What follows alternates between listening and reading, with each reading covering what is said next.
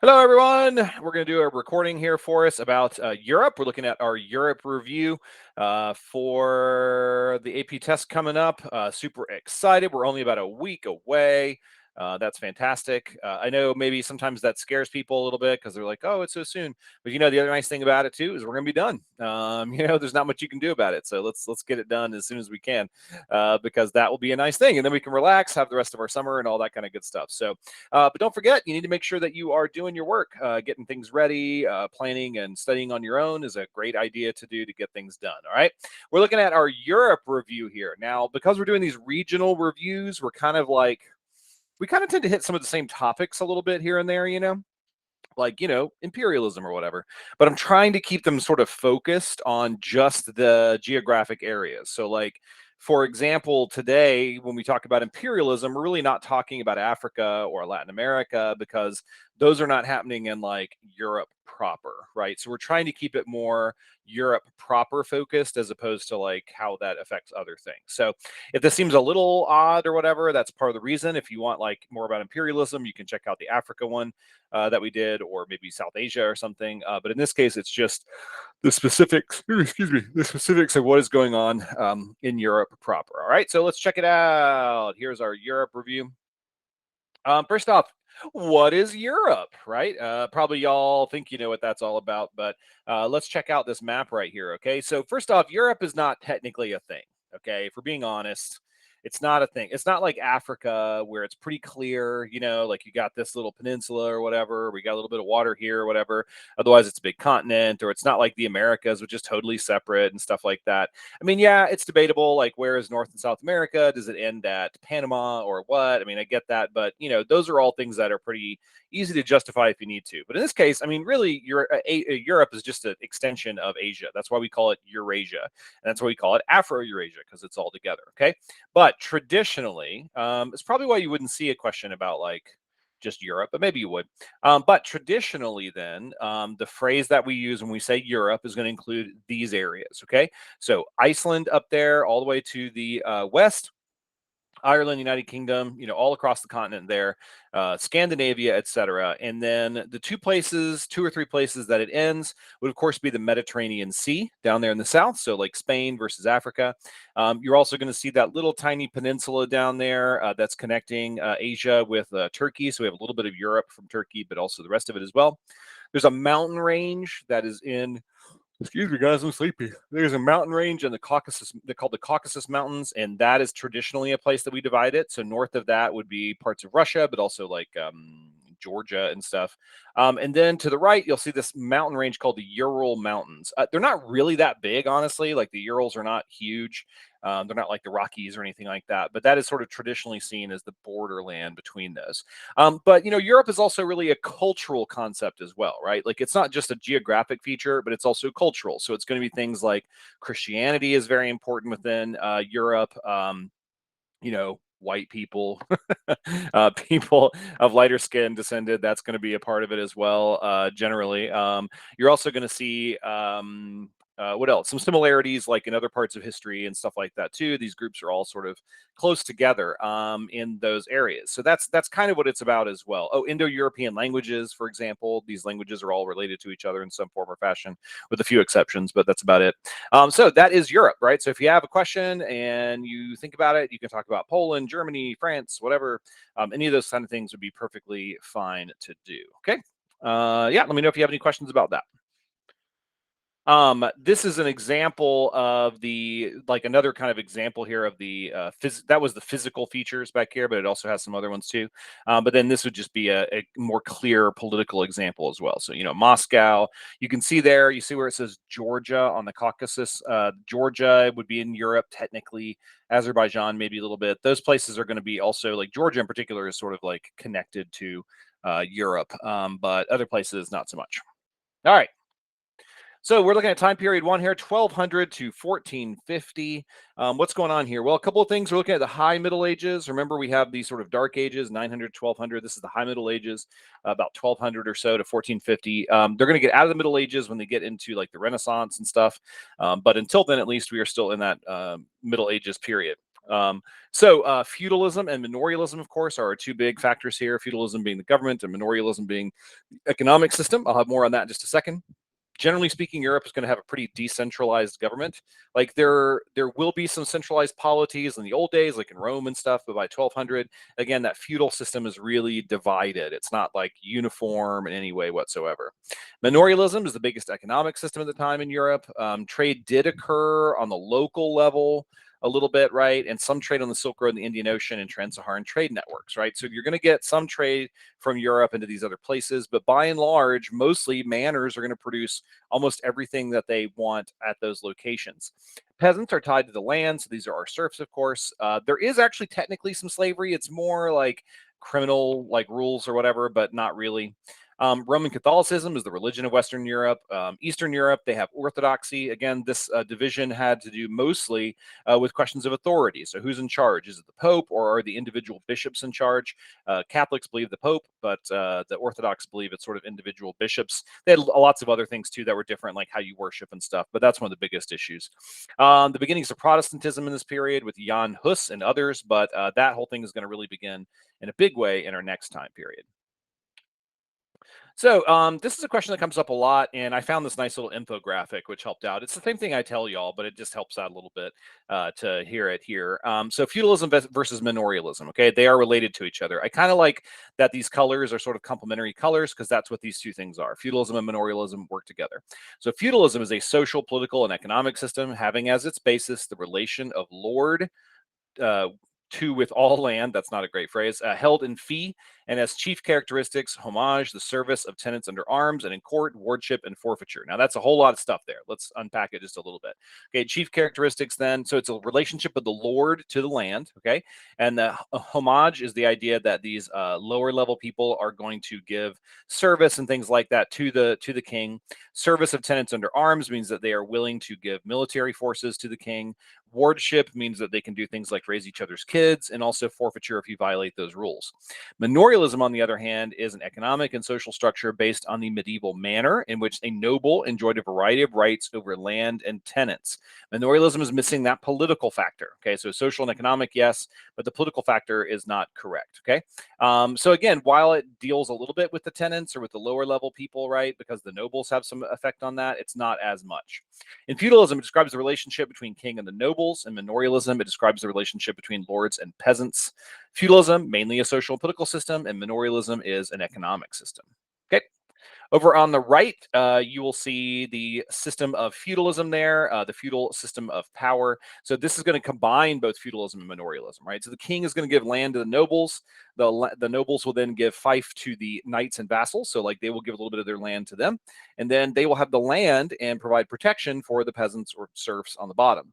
In return, then, the serfs or peasants are going to give food and services to the knights and the vassals. They will then give military service to the nobles. The nobles will give money and knights military service also to the king. So it's this sort of universal format, right? And how do these interrelate with each other? Well, feudalism in particular is that whole king to nobles thing.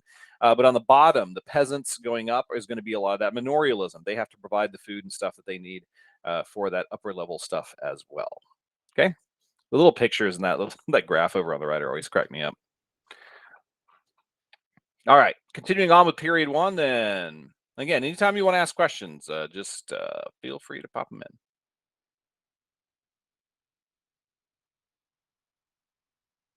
Okay. In this time period, then the Mongols will arrive with the Golden Horde. Again, they don't advance too far. Essentially, what happens is they invade into Europe. They start doing raids in places like Hungary, but then the Khan dies, and they have to go back all the way to Mongolia to settle out that issue. And so they don't really get any further, and they don't really return. Like they stay in places like Russia, but they don't really return back to the original raids and stuff that they were doing. Trading networks like the Silk Road will lead to Black Death. So that's our examples of interaction with the environment, which of course kills an enormous number of people. We also have Marco Polo. And again, if this seems a bit random, like just tossing things in there, that's because it is kind of like there's a lot of stuff that happens, and some of it just sort of gets thrown in here as best we can. So we're doing our best. Marco Polo is another example here of that trading network situation. He is, of course, I believe he was Venetian trader who travels all the way out to the courts of the Khans and comes back again. Okay. The Crusades were launched by Pope Urban II in response to the Seljuks restricting Christian pilgrims. It has an initial success. They set up like the Kingdom of Jerusalem and the County of Antioch and others. But in the long run, they sort of lose interest and it ends up failing. So, like by the time of the Third or Fourth Crusade, the original places they set up had fallen apart and the Muslims are back in control again. One of our famous travelers, in addition to people like Ibn Battuta or Marco Polo, would be Marguerite Kemp. This is a lady who travels to the Middle East on a religious pilgrimage, and she writes a bunch of stuff in there. All right, and trade is going to happen here with the Republic of Venice is a big factor with that, and also this thing called the Hanseatic League. Okay, the Hanseatic League is the trading area up in the Baltic Sea. I'll show you a map of that in a second. Ethan asked, would the Mongols have been able to conquer Europe if the Khan hadn't died? Well, that's a good counterfactual. I don't know. But if we take a look at other places that they had been able to conquer, it seems very possible. So remember, the places they have difficulty conquering are places that are heavily populated. So that might not be good. But they also had trouble conquering places that had like kind of wet temperatures and stuff, which is not something really that Europe has. Like Northern Europe maybe, but like Southern Europe down in Greece and stuff, that would seem to be a place that they maybe could do. So, I would kind of think maybe it would depend a little bit. It might be more like they could get a lot of it, but maybe not all of it, depending on the circumstances. But yeah, it would just depend a lot on what they were able to do. Like if they brought the full forces of the Mongols, that could maybe happen, but I don't know that it would have necessarily. Would have been interesting, that's for sure. I mean, like the long-term stuff about it would be pretty fascinating. All right, here is the Hanseatic League. It doesn't pop up too much, but I guarantee you, if you drop Hanseatic League into your document, then your reader is going to be pretty impressed if you're talking about trade in the 1200s in Unit 1. So here it is. It's this sort of orangish area in northern Germany, northern Poland, part of the Baltic states, as well as little bits of like Sweden and stuff. So basically, this is a low tariff or no tariff sort of trading network. So like if you were in Danzig, you could go to Kiel and you wouldn't have to pay like silly fees and stuff like that. Like it was a way to help make everybody drop some cash or whatever all across the Baltic Sea. So a good example of trade in this period. All right, continuing on now, let's look at time period 2. That is 1450 to 1750. We talked a bit about this today in class. Emerging monarchies and more centralized states is going to happen here. So the early period is marked by feudalism and the decentralization of states, but for a variety of reasons, including things like absolutism or just increased technology and the amount of people, we're going to see a movement towards more centralized states. So constitutionalism and absolutism are two competing sort of like political thoughts at this time. Absolutism, of course, is the idea that the king is an absolute ruler and doesn't really need the nobles or anybody to do things, that the king can just do whatever they want. Constitutionalism, on the other hand, says no, the best way to do this is that the king rules with the assistance of like a parliament or some sort of advisory group, and that assistance between those two groups is an important thing for them. We have Russia in this period as a good example of absolutism and as centralization of themselves. So they are going to have a gunpowder empire that will be the key part to them. They also, of course, Peter the Great, and very early in this time period, we're talking like the Ivans, but they are going to help centralize the power and authority there. But like Peter the Great is an absolute monarch. Like he is the czar of all Russias, and nobody can really challenge him. That being said, they do have a powerful aristocracy there, so he's able to keep that in check. But that is called the boyars, the boyar aristocracy. Around this time, then, we're also getting the Protestant Reformation. Okay, this is the challenge to the order of the Catholic Church. As we mentioned before, there's a couple different things going on here. One is that some people are just really unhappy about the corruption of the church. So like Martin Luther, for example, he is very upset about indulgences and all this kind of stuff that he thinks is not traditional or correct when it comes to the church. So he is going to challenge those things, right? On the other hand, then, we have people like Henry VIII who are mad about the Catholic Church's political power, that he wants to get a divorce. They're not letting him get a divorce, so that makes him very mad. But it also holds true in other countries as well, like some other places, this whole lay investiture controversy, for example, about who's going to appoint the bishops. That's a little bit earlier than this, but still, it's the same kind of concept. Like, who is in charge? Is it the political leaders with some assistance by the Catholic Church, or is it the Catholic Church who is kind of telling the political leaders what to do? So when this Reformation comes, then, then we are going to see that the Catholic Church is going to lose large parts of Northern Europe. And so they will do something to try to keep it all together. So they are going to have the Counter Reformation, which attempts to keep the Catholic Church together. They are going to admit to and fix some of the worst of the complaints of the Protestants, so things like indulgences, etc. But they are also going to reaffirm the very concept of the Catholic Church, which is that the Bible alone is not enough, that you need to have the structure of the church, that you need the Pope and the priests to help guide you along the way to make you a better person in a better situation. Scientific revolution is around the same time, ironically, a little bit maybe, which will lead to new thinking and eventually the ideas of the Enlightenment. If you remember about the scientific revolution, it is the idea that we should, like actually do experiments or like have like logical thinking when it comes to questions of science. And that whole idea then leads to the Enlightenment, which is the idea that we should apply those same kind of scientific thoughts to everyday sort of situations or whatever. Beginning of the period, new technologies like the caravel and the compass that will allow for more exploration.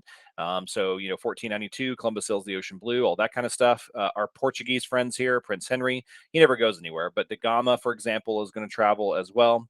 We're also going to see some additional travel in these areas under the conquest of the Americas, under Cortez and Pizarro. Now, that's more America related. But again, these kind of things are things that are starting in Europe and traveling to other places as well. This is just kind of a pretty map, I thought. Europe before the fall of Constantinople. So at the beginning of our time period here, 1450. Here essentially is the state of the universe in Europe, right? So we have, if you look from left to right up at the top, you'll see that the British, or the English, I guess I should say, have control of Dublin and the majority of England, but Scotland and Ireland are still somewhat independent. They also have control of some parts on the continent. So you can see in France, northern and southern France, they're going to have some power there as well. We also see France there, which is kind of beginning in its normal situation, though it has not engulfed Burgundy quite yet. We will see down in the Spanish peninsula, you'll see a place called Aragon and a place called Castile. These two will sort of unite together into one kind of organization, including Navarre. And that little area down at the bottom called Grenada, that is the last of the Muslim principalities that are there. So the Reconquista is going on, where they are reconquering all that territory. That is the Muslim territory. They're trying to take it for the Christians. You can see the Holy Roman Empire, again, sort of a mess of a place. All kinds of different random political groups there all together. But it is theoretically under the authority of the Pope. So the Pope like crowns the Holy Roman Emperor. It's unusual in that it is essentially the emperor is chosen amongst a bunch of different electors. So it's not quite, democratic, but at least there is some decision kind of making that's going on there. And then you can see a bunch of other ones. One of my favorites is Lithuania and Poland are like two gigantic things there. They will eventually join together and become almost a superpower for a while, but ultimately they will fall apart. And you can see also the Mongols, right? The Golden Horde over there. They will eventually take over some more areas and territory. The Muscovite Russia up at the north there is the tributary of the Golden Horde as well. And of course, we still got our friends, the Ottoman Empire, and just a teeny tiny little bit of the Byzantine Empire there. You can see Constantinople, as well as down on the bottom left, you can see that peninsula there, which is known as the Peloponnesus, is under the control of Byzantium as well. All right. So continuing on here with time period 2, we were just talking about the Reconquista. Remember, when that ends, that is going to lead to a lot of younger sons looking for fortune. That's one of the reasons that many people say that the conquest of the Americas is a big thing, that they're looking to make their own fortunes out there. Additionally, we are going to see new foods from the Columbian Exchange. Now, we've talked a bit about how that affected affected America. So things like wheat, but also like diseases and stuff. On the other hand, though, we will see certain things will come back and change a lot for Europe. I didn't put it here, but tobacco is a big one because it's a big money maker, but it also causes people to, well, they don't smoke it initially. They usually like inhale it or something. Potatoes is another good example there, though. Like the ability to grow potatoes across Europe will help to increase the calories and stuff that they would have otherwise. So lots of those things are going to be really big. Mercantilism, of course, is going to be in this time period also. So you want those central authorities, in particular places like Britain or France, you want those central authorities to be in control and kind of like guide the trade that's going on. This system in the Atlantic is called the Atlantic system, which is all the trading that's going on. So again, we're not talking about the slave trading exactly. That's something for the Americas and for Africa.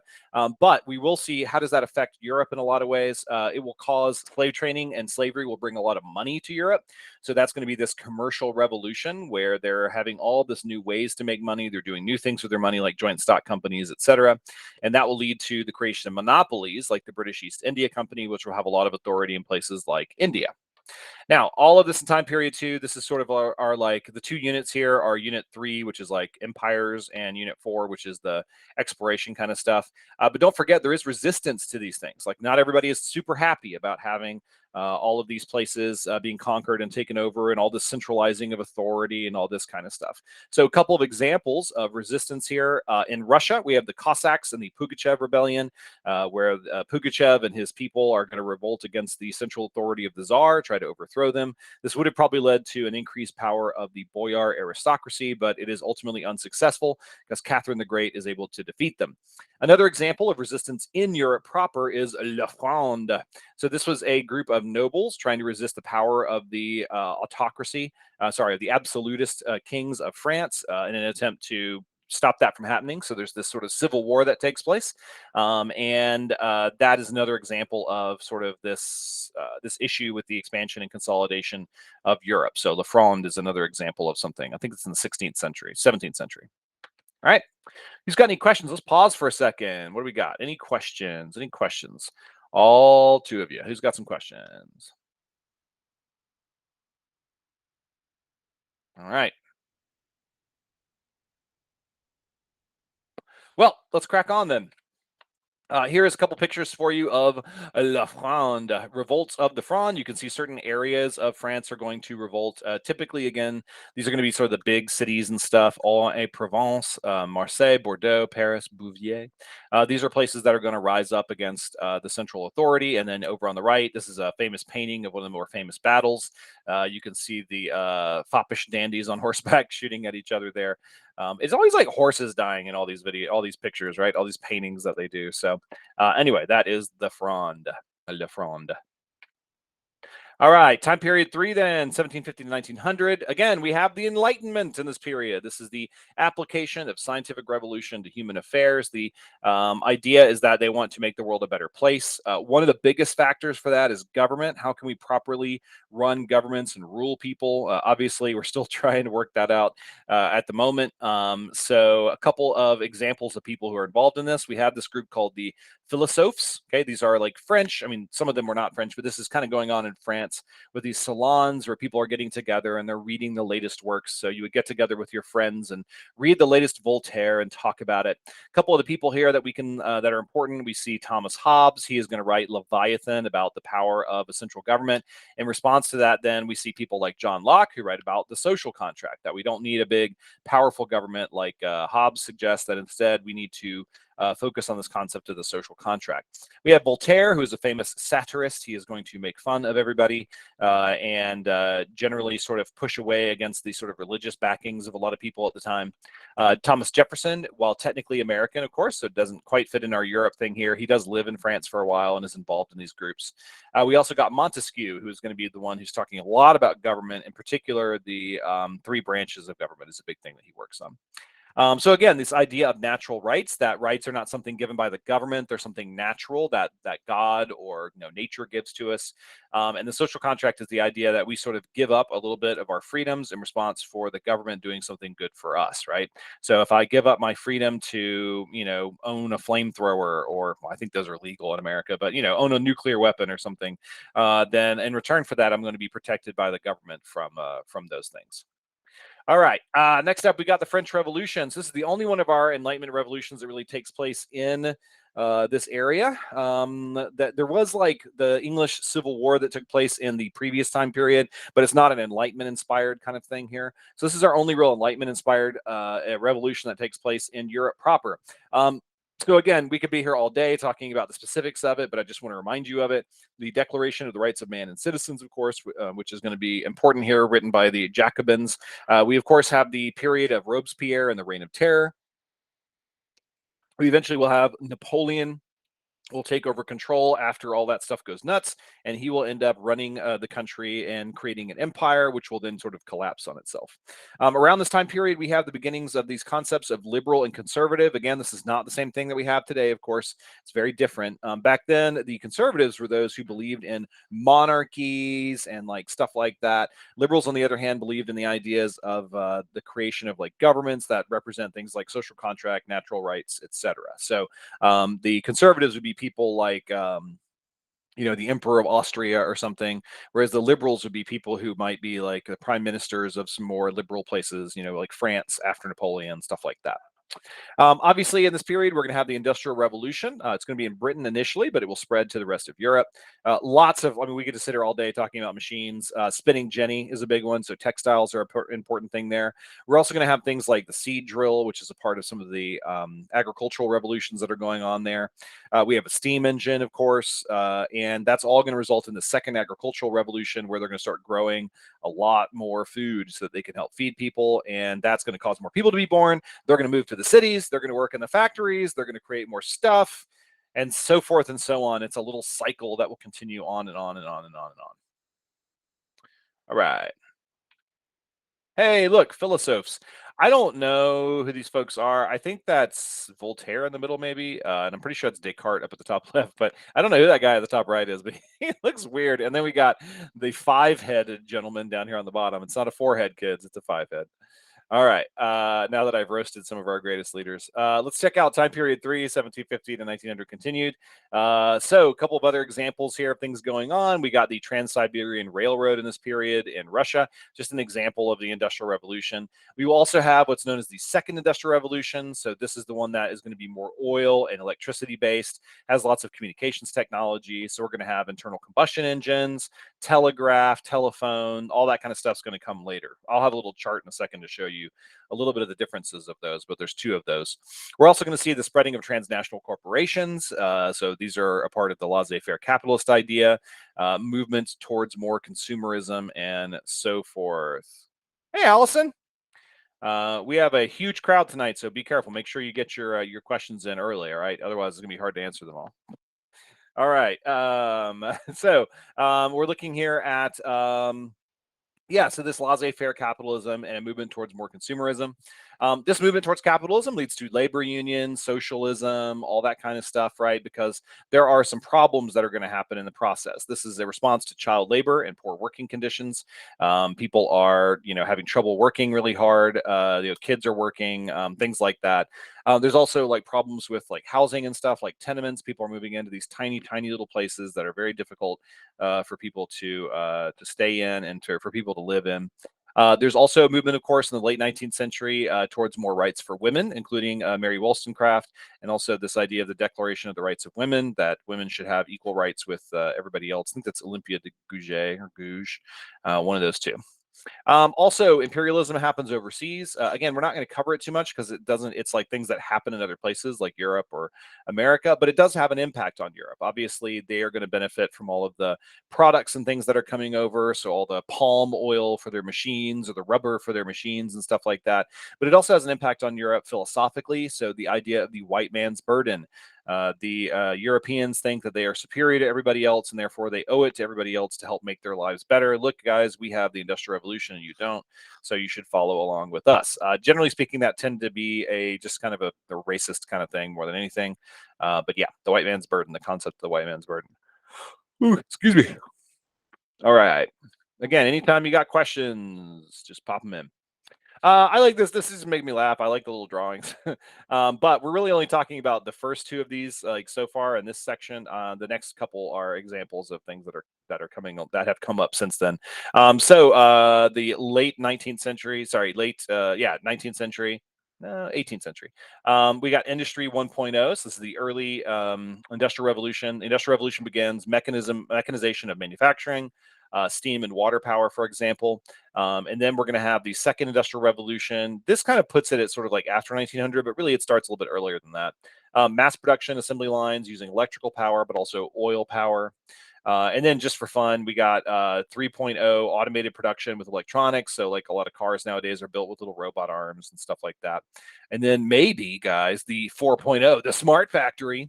autonomous decision making. Machines, robots are going to make all of our iPads, kids. That's what's going to happen, apparently, according to this, which is not the case. But anyway, that was the theory, at least from this little charty graph thing here. All right.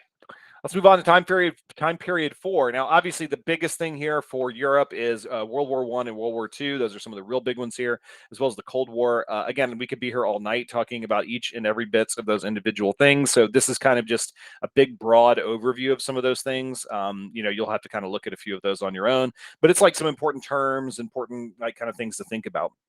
So obviously, World War One is going to result from a lot of issues. That's that main idea, militarism, alliances, imperialism, nationalism. But a big one here, of course, is imperialism.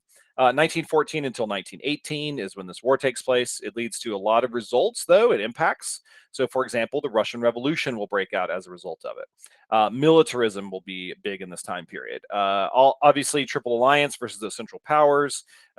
This is just kind of like stream of consciousness. The Archduke is killed by the Black Hand, for example. All right, post-war is the Spanish flu. So after the war, then the close contact with people and the breaking out of a new type of flu strain is going to end up killing a lot of people. We also have the Treaty of Versailles, which is going to end it, but it will also cause problems when it comes to things like World War II. We have this thing called the mandate system. Now, that's technically outside of Europe, so it'll be places like the Middle East, but it does have an effect on Europeans as well. The Soviet Union is formed, and they fight a little civil war until about 1920, 1921, and they will then adopt Lenin's new economic plan, which was designed to help kind of liberalize their economy a little bit. Like, it was still going to be communist, but it might have a little bit of kind of local capitalism. But then Stalin's 5-year plan will take over after the death of Lenin. During Stalin's period, of course, we have the Holodomor, where the Ukrainians are murdered by being starved to death. All right. We also have the rise of fascism and Nazism in between wars. This, of course, leads to the appeasement policy, where they try to appease Hitler to make him less aggressive. It does not work at all. And so Hitler invades Poland and partitions it with Stalin, and that will begin World War II in Europe. We will, of course, have a couple of major events here. Like, the big events of European combat are the Battle of Britain. So after Poland is taken over, the Germans will invade France, and then they will try to knock Britain out of the war, but they're unable to be successful. That will lead to Operation Barbarossa, where the Germans will invade the Soviet Union. That will be turned around at Stalingrad when the Soviets are able to push them back. That leads to the invasion known as D-Day in northern France, and then that will roll up into Germany and end the war. Obviously, the Holocaust is discovered after the war, the horrors of the Holocaust and the terrible things that were done by the Nazis. Just a map here for you of sort of the world after the war, after World War II. So again, you can see that Iron Curtain kind of thing there with that dark black line. We got East Germany, Poland, Czechoslovakia, Hungary, Romania, et cetera, et cetera. All right, last little bit here for us then. Again, this is kind of undercovered a little bit here. Don't forget that we don't include a lot of decolonization here, right? Because that's not in Europe. Like, it affects Europe in a lot of ways because Europe is the one holding the imperialists, right? And I mean, you could probably argue like the Algerian situation with France had a lot of influence because that helps to lead to the collapse of their government.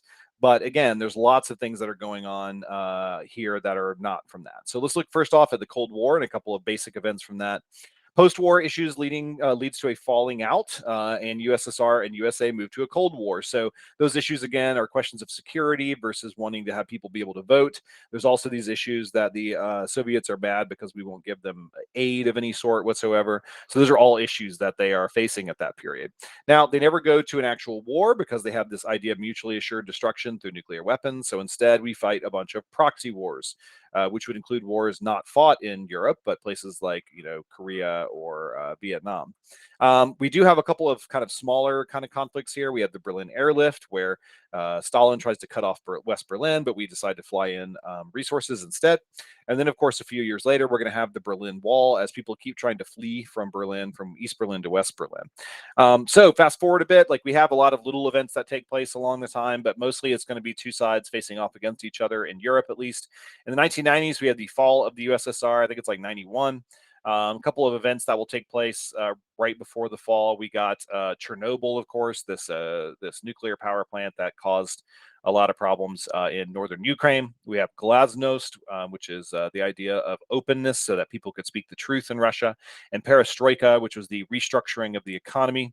This is an example where the government of the USSR does not have enough control over their country to allow for this restructuring. So instead, people just get really mad and just want to end the whole thing in general. That would also lead to the fall of the Berlin Wall, as the Germans want to get the Soviet Union out of their influence whatsoever. So fast forward, then we got the 90s. That's going to be globalization that has been occurring for a long time, but here we have this big blowing up of globalization.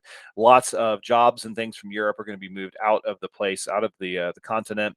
But a lot of new things are going to be here. But a lot of these are shared in Europe. So like I didn't put them all, but like, hey, guess what? The internet is in Europe. Or what else? The like K-pop. People listen to K-pop in Europe. So all those globalization things are going to be effective. That is why it's called globalization. We do, though, have a number of global companies, one of which that is headquartered in Europe would be Nestle, which is a company that is headquartered in Europe, but is an example of these sort of transnational kind of companies and corporations. Okay. Well, that's what I got so far with a small group and not a ton of questions. I'd love to entertain a few more questions if you have anything that you would like to say. Oh, we got a couple questions that have dropped in here. Ethan, would you have actually seen anything along the Iron Curtain? Yeah, at certain parts along the way, right? You would probably have a lot of fencing. I don't know necessarily that the fencing would have been throughout the entirety of the Iron Curtain, but like if you wanted to travel from, say, Austria into Hungary, you would have had to go through checkpoints on major roads and places like that to be able to make it in there, and vice versa on the way back out. They don't want people just like escaping or whatever, however they could do that. So I don't know that you would have, it's not like you would have seen a big wall that was like all the way along the area there, but you would have seen some changes of the landscape. Remember, that is a phrase that is used by Winston Churchill in this famous speech in Missouri, where he talks about this Iron Curtain descending across Europe. It's more of a metaphor than really anything else. All right, Holland says, does the French Revolution kind of stem from ideologies from Le Fronde? That is a phenomenal question. I hate to do this to you, though, but I have to say probably not. I don't know enough about it, but what a great connection you're making there. And I'll tell you the reason why. The La Fronde is all about the king versus the aristocracy. Okay, so people like Louis XIV, the Sun King, are doing things like making people live at Versailles because he can control them that way, and they have to spend a bunch of money and stuff like that. So that's the key thing about the Fronde, is that it's the aristocracy versus the king. Remember, the French Revolution is a very kind of low level up thing, right? Like it's all about the people being mad. So when you think about the citizens of Paris storming the Bastille, that's not like some fancy dancy archduke or something, right? Like that's like, the that's Marie the bread seller on the corner or whatever. So while it is co-opted eventually by, people maybe of higher classes like Napoleon or something, it's not that much. Like even Napoleon was like petty gentry at best. Like he probably would, I don't even know if he would have been on the side of the Fronde or not, or whether their family wouldn't have even cared about it. So that's the thing. But that's an awesome question and a great one. They're also about 100 years difference, and I would say the Enlightenment was probably a bigger factor there. Great question about Spanish flu. Yeah, this is just kind of one of those funny little flukes of history. So what happens is that across the world after World War One, there are people that start getting this mysterious flu, and it starts spreading very, very easily. So why is it doing that? Like, why is it spreading around? Well, nobody really knows. Again, probably it just kind of like was a disease that was like, flu is very mutatable, so maybe it just like a couple flu strains that wouldn't have otherwise like met in the trenches or something. I don't know, something along those lines.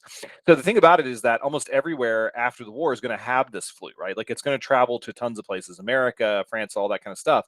But the thing about it is that most of these countries, because they're at war, are going to have official censorship, right? Like in Germany, you can't write a note back home to your parents that says, hey, mom and dad, we're dying on the front lines, right? Like that looks really bad. So they would censor all that stuff, right? So if, hey, mom, back in Kansas, Bobby got the flu and he's in a really bad situation, is not something that the American government is going to do. But guess who was not in the war? Spain, but they are very close to it. So the first reports of the flu come out of Spain. So that's why it's called the Spanish flu, because they don't have any ability to censor it. And so that's why it gets that nickname. So anyway, yeah. Usually it's also called like the 1919 flu or the 1920 flu or something. It killed a lot of people around the world. So good questions. What else we got? Anything else?